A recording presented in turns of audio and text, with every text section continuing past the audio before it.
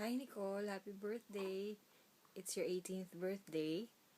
I'm greeting you from UK, from your family here in UK, me, Baby Nino, Uncle Tata, Tito Tata, and John Ritz. And my only advice for you is to stay as sweet as you are and always keep a good head between your shoulders.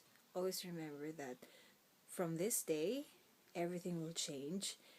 Some things will be very childish for you, and some will be too old for you. So it's just a bit of adjustment, and spending wisely. Just make sure that you spend on things that you really do need, and you think about it a lot of times.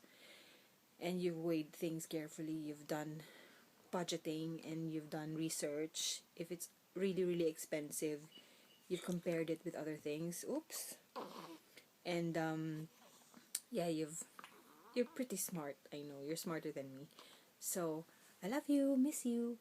Happy birthday again. This is the baby Nino crying now. Gotta go. Bye bye. Take care.